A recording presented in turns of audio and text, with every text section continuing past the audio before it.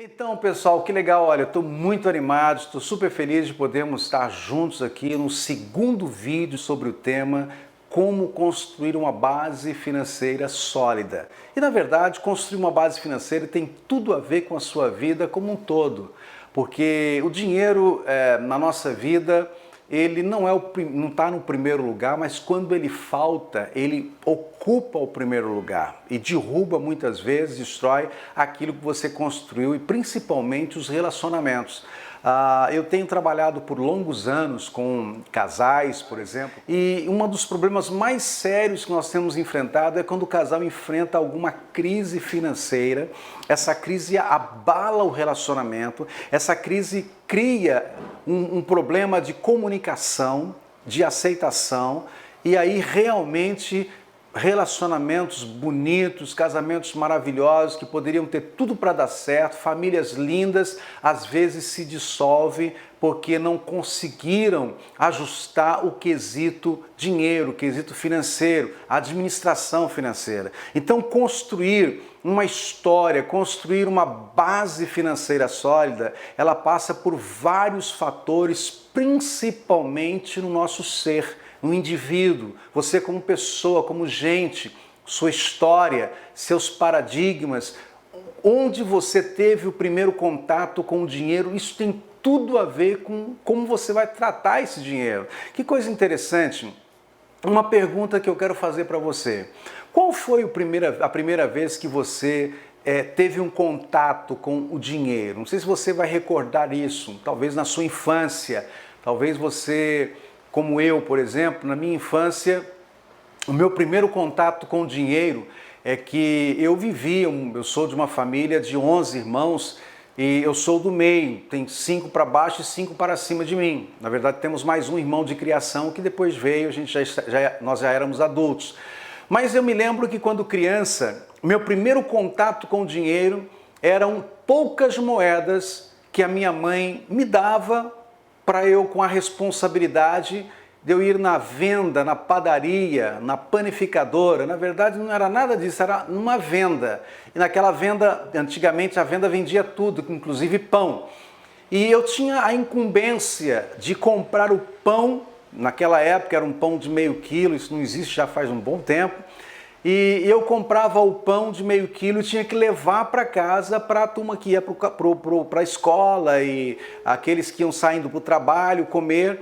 E minha mãe, quando me dava aquelas moedas, ela me dava as moedas contadas, né, para comprar o pão, e ela dizia o seguinte: vai comprar o pão na venda, não vá para lugar nenhum, traga o pão assim imediatamente. E olha, ela dava sempre aquele aviso: não perca esse dinheiro por nada. Quando ela dizia não perca por nada, eu sentia o seguinte: se eu perder esse dinheiro, eu estou morto, porque me parece que esse dinheiro ele é meio escasso aqui em casa. Então era um dinheiro contado e era incrível porque tinha dia que não tinha dinheiro para o pão. Então não tinha pão, ela tinha que inventar uma outra alternativa, né, para alimentar os filhos. Mas quando tinha o dinheiro, eu tinha que ir na venda para comprar o pão, a recomendação era: não perca esse dinheiro por nada. Então olha qual foi o meu relacionamento no primeiro contato com o dinheiro. Eu tive medo do dinheiro, eu tinha medo de perder aquele dinheiro.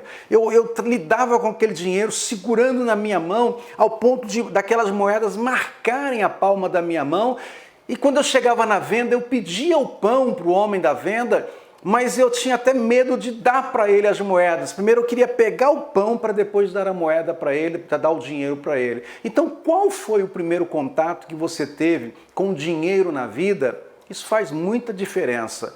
E por um bom tempo, eu confesso a vocês que eu não respeitei o dinheiro. Eu não tive respeito pelo dinheiro porque a impressão que eu tinha é que ele vinha e enquanto ele estava na minha mão, eu tinha que gastá-lo rapidamente. Eu me lembro que eu fui trabalhar muito cedo, com 9 anos de idade, eu fui trabalhar já no cinema, eu era baleiro de cinema, estava no 2º ano de grupo, já saía da escola de manhã, às 2 da tarde até às 10 eu trabalhava no cinema vendendo balas, aquele cara que vende bala dentro do cinema. Nem sei se existe isso hoje, acho que não, mas naquela minha época existia. E eu ganhava o meu dinheiro, tinha um salário até razoavelmente bom de vendedor, mas eu gostava de comer muito. Eu comia, lanchava, eu lanchava 3, 4 vezes entre as 2 da tarde até as 10 da noite. Eu levava pouco dinheiro para casa porque tinha alguma coisa no meu subconsciente que dizia o seguinte: está na sua mão o dinheiro, então gaste, porque se você não gastar ele pode sumir. Você viu que o dinheiro você não pode perder e talvez amanhã você nem vai ter, porque às vezes faltava lá na minha casa. Então essa relação, muitas pessoas acham que isso não tem nada a ver, mas nós somos seres emocionais, então as nossas emoções, elas têm tudo a ver com os nossos resultados. Eu particularmente tive que fazer um tratamento, trabalhar muito com a minha mente, ler bastante, fazer muito curso, começar a dar ordem para a minha mente, para reprogramar a minha mente, para reprogramar as minhas crenças, mudar as minhas crenças, derrubar alguns paradigmas que eu tinha desenvolvido naquela escassez e colocar novos paradigmas, novas crenças para que eu pudesse estabelecer uma vida saudável e não uma vida olhando sempre para trás ou com medo do dinheiro. Hoje eu sou uma pessoa especialista em planejamento, já faz muitos anos, tenho vários livros escritos na área de planejamento financeiro, sobre foco, sobre administração financeira, pessoal, profissional, mas eu tive que vencer isso. E talvez tenha alguma coisa, na sua vida tenha algum lugar que o machado caiu e você não encontrou. Por que eu não tenho resultados? Por que a minha vida financeira ela sempre é em altos e baixos? Por que às vezes o dinheiro vem, mas ele vai muito rápido? Por que quando chega 15, 20 do mês, o dia 20 ou 15 do mês, eu já não tenho mais dinheiro e eu tenho que usar o cartão de crédito, não consigo pagar o cartão de crédito, isso vira um rolo emaranhado. Então, muitas vezes, isso tem a ver com a sua história, tem a ver com as suas crenças, tem a ver com aquilo que você desenvolveu ao longo da sua vida na sua relação com o dinheiro. Quais são suas crenças com respeito ao dinheiro? O dinheiro é bom ou ele é ruim? Ou você é aquela pessoa que trata o dinheiro tipo assim, não, se tenha para gastar. Outro dia eu ouvi um rapaz que até ganha muito bem aqui nos Estados Unidos e ele dizia para mim assim, não, dinheiro é para gastar. Eu ganhei, tenho que gastar o mais rápido possível. E quando fui identificar, a crença daquele rapaz era exatamente essa que eu acabei de falar. Ele não respeitava o dinheiro porque o dinheiro foi apresentado para ele de uma forma muito negativa na sua infância, como algo que ele não devia tocar, como algo que ele não devia confiar. Não confie no dinheiro. Nós não devemos realmente confiar no dinheiro, mas também não temos que ter medo dele, porque ele pode resolver muitos problemas, né? Quando a gente tem dinheiro, a gente consegue ter coisas melhores, você consegue estudar melhor os seus filhos, ter um bom plano de saúde, espero que não precise, mas quando precisar você vai ter um bom atendimento, você pode morar num lugar seguro, numa casa boa, você pode ter o carro dos seus sonhos, você pode ter a viagem que você deseja, pode fazer as suas férias acontecerem no lugar que você deseja. Então o dinheiro traz muitos benefícios, estudar uma criança ou um filho numa escola boa, numa boa faculdade. Então, o dinheiro tem o seu valor e nós temos que resolver a nossa relação com ele. Quando você resolve a sua relação com o dinheiro, você começa a notar o seguinte, que ele vira seu parceiro para fazer com que os seus sonhos sejam realizados. Agora, uma coisa interessante para nós vencermos esse desafio é confrontar os nossos medos. Quando você confronta os seus medos, quando você desafia os seus medos, o medo você não pode recuar quando ele vem. O medo, quando ele te encurrala, você não pode recuar. A minha palavra sempre é o seguinte, você avança em direção ao medo e ele vai fugir da sua frente. Quando você avança em direção ao medo, sabe o que vai acontecer? Ele vai dar lugar à fé, ele vai dar lugar a crenças novas, ele vai dar lugar a valores novos que você está colocando no lugar de crenças negativas que você desenvolveu ao longo dos seus anos. E muitas vezes nós vivemos do jeito que vivemos porque foi o jeito que nós aprendemos. Então, confronte os seus medos, olhe bem no olho, bem na cara, um olho no espelho e diga assim, eu não tenho medo de ser feliz, eu não tenho medo de ganhar dinheiro, eu não tenho medo de fazer a minha vida acontecer, eu não tenho medo de ser relevante, eu não tenho medo de sair da média, eu não tenho medo de ter a melhor casa dos meus sonhos, o melhor carro para os meus sonhos, a melhor escolha para os meus filhos, a melhor escolha para para mim também, as melhores férias. Então, quando você lida com esse sentimento de uma forma saudável, você atrai o bom resultado. Então, como o dinheiro foi apresentado a você, isso tem tudo a ver com a relação que você vai ter com ele. Eu tenho uma história muito interessante que talvez você conheça, mas eu inclusive coloquei em um dos meus livros, uma história interessante de um sábio e de um discípulo. Diz que esse sábio andava pelos campos da sua região com o seu discípulo do lado, e um dia eles estavam andando no caminho e o sábio olhou para uma direção e viu uma fazendinha e falou com o seu discípulo assim: vamos lá naquela fazenda que eu tenho um rapaz lá que eu tenho um conhecido que faz muito tempo que eu não vejo. Eu quero ver esse rapaz, ver como é que ele está, como é que está a família.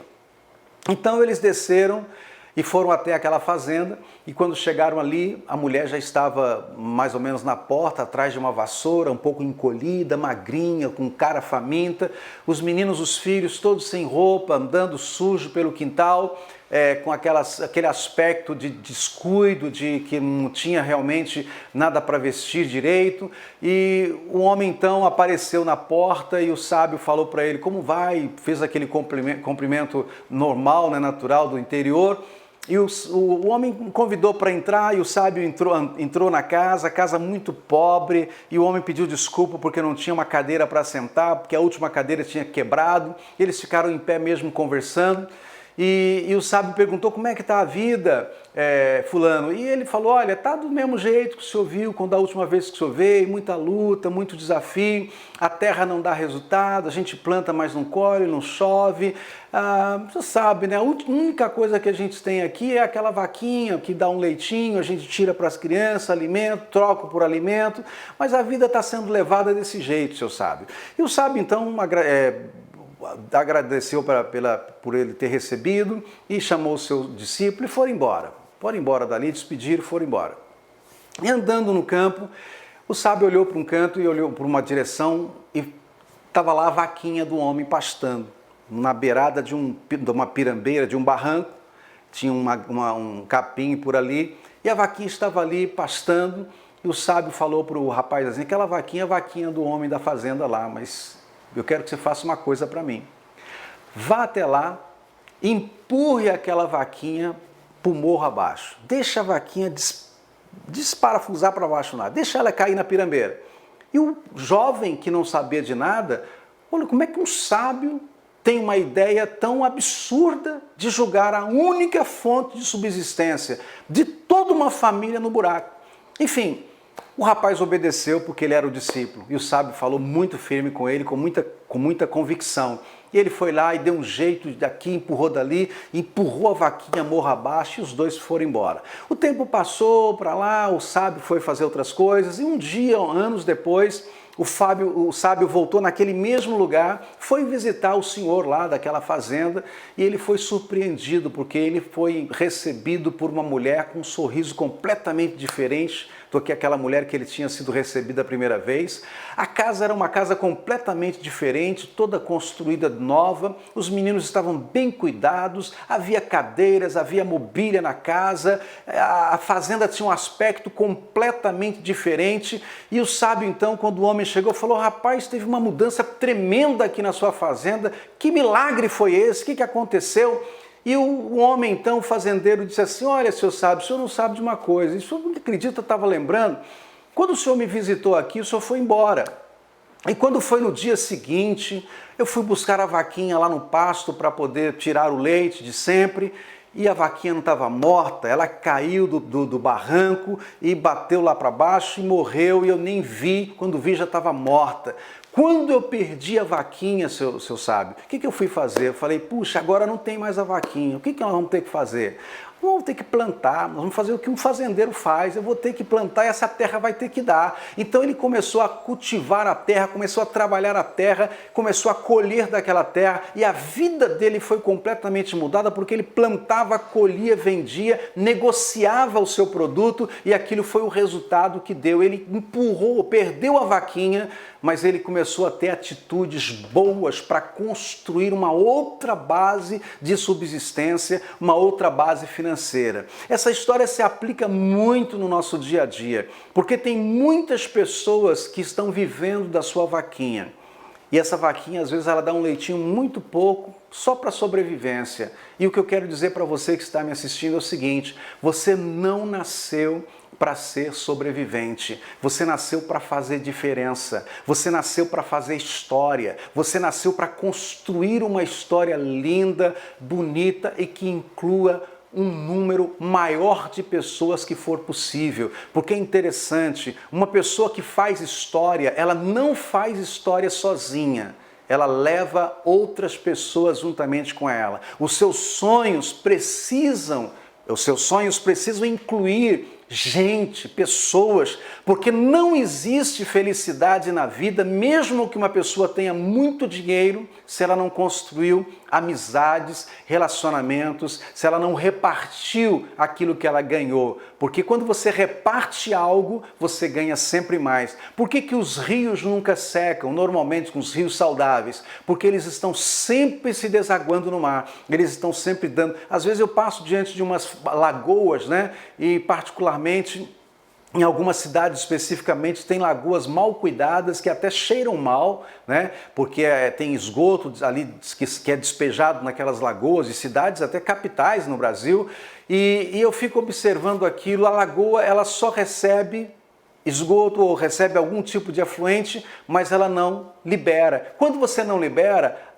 você acaba perdendo o potencial e vai perdendo a qualidade, vai perdendo a motivação pela vida, vai perdendo a motivação por alcançar desafios novos, e a vida realmente para. Então, quando você reparte, quando você é grato, quando você é uma pessoa que está envolvendo gente, você acaba criando um conteúdo, criando uma história que realmente muitas pessoas vão querer ler a sua história, porque você é único. No meio de 7,3 bilhões de habitantes no planeta Terra, você é único. As suas digitais não existem, não estão em nenhuma outra pessoa no planeta exatamente como a que você tem, porque você foi criado para ser único. Então escreva a sua história, seja você, saiba quem você é e lide com o dinheiro como seu parceiro. Respeite o dinheiro, esse é um dos primeiros princípios. Respeite o dinheiro, porque o dinheiro ele é adquirido com o tempo que você troca por ele, e o tempo é a sua vida. Nós vendemos a nossa vida para ganhar dinheiro. E quando nós gastamos ou investimos esse dinheiro mal, nós estamos jogando fora a nossa vida. Você gasta 8 horas, outros gastam 10, 12 horas trabalhando para ganhar dinheiro. E se eu não sei gastar esse dinheiro, com certeza eu estou gastando a minha vida de uma forma desnecessária. Eu quero dar 5 dicas muito simples, mas dicas para você refletir, para a sua reflexão, para você trabalhar como desafios, né, de metas pessoais. Primeira coisa que eu quero desafiar você: crie um desejo. O que você deseja na vida? O que você deseja no seu futuro? O desejo, ele pode começar com quase nada. O desejo começa com uma vontade. E você pode criar um desejo. O desejo é aquilo que dá força e ânimo para você chegar lá no seu objetivo. Desejo é o seu motivo. Para que eu quero fazer isso? Para que eu quero ser isso? Para que eu quero chegar nisso? Crie desejos fortes que vão te dar força para você levantar quando, na verdade, você está ao ponto de cair. Desejo vai te dar coragem quando você está fraco. O desejo vai te motivar quando você vai estar para baixo. Então, quando você tem desejo forte, isso vai levantar você e vai alavancar você para o propósito pelo qual você nasceu. Uma outra coisa interessante, mas que também é muito importante você desenvolver, é o sonho. Então muitas pessoas elas não conseguem sonhar, porque sonhar é um desafio e você precisa ter sonhos na vida para você poder alcançar algo além do que você já tem hoje. Você tem muita coisa talvez hoje, você tem uma família linda, você tem saúde, você tem membros funcionando bem no seu corpo, né? Você tem uma casa, quem sabe, para morar, quem sabe não, com certeza, um teto para você ficar, mas qual é o seu sonho? Aquilo que te faz acordar pela manhã, aquilo que te dá força para levantar da cama e dizer assim, não, eu tenho que vencer o leão que está lá fora hoje, porque eu tenho que alcançar o meu sonho. Qual que é o seu sonho, o seu motivo futuro? Você sonha por algo pequeno, médio ou grande, os seus sonhos envolvem membros da sua família, envolvem os seus filhos, sabe? Crie um sonho, sonhe de novo. Interessante porque sonho nós não podemos só ter aqui na nossa cabeça, não. Nós precisamos colocar no papel. Coloque no papel o seu sonho. Depois eu vou estar compartilhando com vocês como que você trabalha a métrica para você desenvolver os seus sonhos e alcançar os resultados desses sonhos a curto, médio e longo prazo. A terceira dica que eu quero dar para você refletir sobre ela e trabalhar a sua semana, alavancar seus resultados é disciplina. E disciplina é uma palavra assim interessante, né? Parece que a gente volta lá na escola, quando a gente ouve essa palavra no curso fundamental, porque essa palavra eu ouvi muito na minha formação fundamental. E disciplina não tem nada a ver com aquela época só. Disciplina são habilidades que nós desenvolvemos na nossa vida, no nosso dia a dia e criamos uma metodologia e seguimos essa metodologia.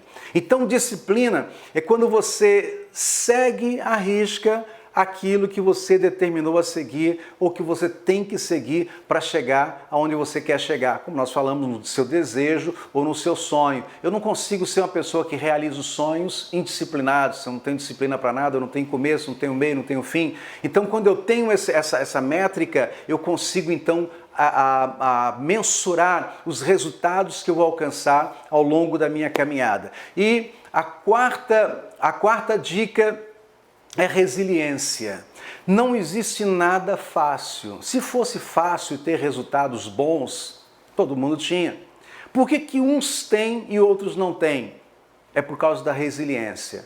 O quanto você está disposto a pagar para alcançar aquilo que você deseja na vida, para aquele nível que você quer chegar na vida, qual que é a sua disposição para ser uma pessoa resiliente, uma pessoa que abre mão de outras coisas para manter o foco naquilo ou alcançar o objetivo que você deseja alcançar na sua vida. A resiliência passa por você construir relações fortes com aquilo que você quer alcançar e não abrir mão. Custe o que custar, eu vou chegar lá, vou pagar o preço e as coisas vão acontecer. E a última dica e quinta dica para você refletir hoje é foco. Mantenha o seu foco. Você pode se distrair e perder o foco, você começa a gastar energia. Quando eu gasto energia desnecessariamente naquilo que não vai me levar para onde eu quero chegar, para os meus sonhos, para os meus objetivos, meu desejo, eu vou perder então o ânimo e a vontade de fazer as coisas e até de viver. Por que muitas pessoas elas se sentem frustradas, decepcionadas, desencorajadas? Porque, na verdade, dentro do processo, elas perderam o foco. Quando eu perco o foco, eu não consigo ver o lá na frente. Eu não consigo ver por que eu tenho que ir. Eu não sou motivado pelo que está lá na frente que eu não conquistei ainda. Então, manter o foco no seu alvo, na sua meta, isso é muito importante para te dar força, combustível para você realmente vencer e chegar lá. Eu desejo assim que você realmente consiga conquistar isso e todos aqueles sonhos que você deseja conquistar na sua vida. Nós temos muito mais conteúdo para repartir com você, mas o objetivo desse vídeo aqui não é ser muito longo, é dar apenas dicas, repartir com você e te encorajar, porque eu acredito que você nasceu para dar certo, você nasceu para ser nobre, para realizar muito mais do que você tem realizado hoje. Um grande abraço!